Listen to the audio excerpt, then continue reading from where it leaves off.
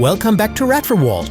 Today we are looking at the 1977 RFT debut VT132, a black and white TV from East Germany.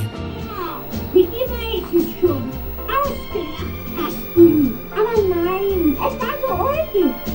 Klüger werden kannst du auch ohne Hilfe. Wait, a big black and white TV from the late 70s? Well, in East Germany, color TVs they're very, very expensive and only made in small numbers. Most people couldn't even afford them. So black and white TVs were very common, even up into the early 80s. This TV is built up very simple, with not many knobs. It has 6 channel presets and otherwise only sound, contrast and brightness settings. The design is keeping up with this era and comes with a sturdy wooden case, but with fake wood grain finish. Technically it was advanced for a black and white TV back then, with a compact build and very lightweight. The GDR started early on to rely exclusively on transistors to save power in the country, and therefore this device is already solid state. Let's see how the TV looked when I got it. Well, it was basically in a bad condition. Dirty, peeling veneer, one of the feet was missing. But generally, a good basis for a restoration.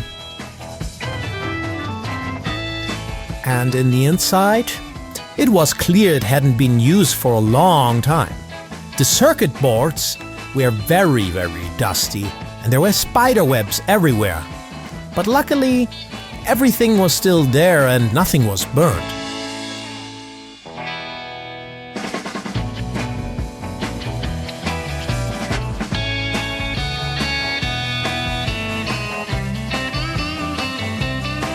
So first we check the picture tube to see if it's worth a resurrection.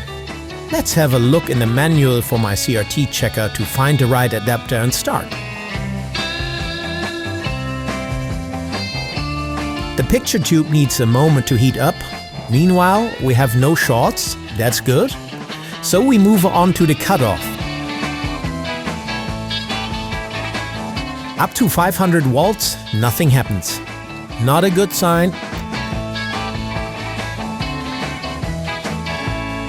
At 700 volt, we finally can set the cutoff, and surprisingly, the tube is still in a good condition. Next, we clean the circuit board carefully. And yeah, these are a real mess. And by the way, the GDR devices are mostly easy to take apart and service. That's really cool. And here we got a nice example. Always check the fuses at the power input because they often oxidize.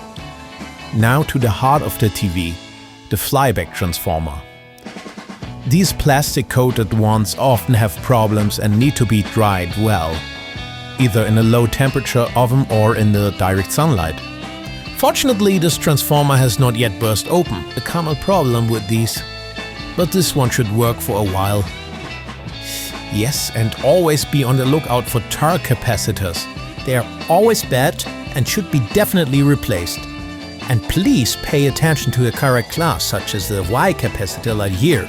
In this particular case, I replace all the old electrolytic capacitors with new ones, because the GDR or Soviet-made ones usually don't hold up. This is a good example. I just got 68 microfarad instead of 100, and even after trying to reform these caps, the values got even worse. Another problem I had was the speaker where the mounting bracket had completely disintegrated. I had to fix it with hot glue, and yes, it doesn't look good, but there was no other workaround since there was no more bracket left. The last steps. Finally, I re-glued the veneer and let it dry for a few hours with clamps. However, further housing repairs are still pending. The old broken foot was very hard to remove, and I rebuilt it from an old wooden bar. And yes, I replaced both sides, just for visual reasons. Yeah, after all that cleaning and finishing the housing, I put the chassis back into the TV. So, it's time for a test run.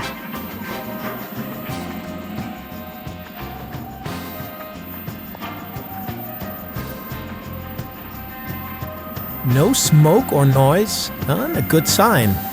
After warming up, the TV shows a picture after all these decades again. And the brightness is actually still good. So let's put a test pattern on.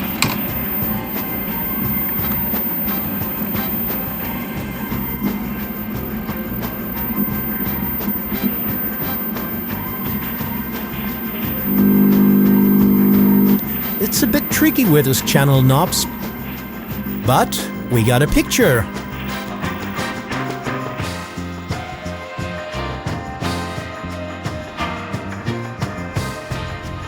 The settings are still original and, yeah, very usable. And to final note, these plastic flyback transformers are fragile as hell and shouldn't run more than 30 minutes at a time, because the isolation degrades, and if this happens, they smell very, very, very bad.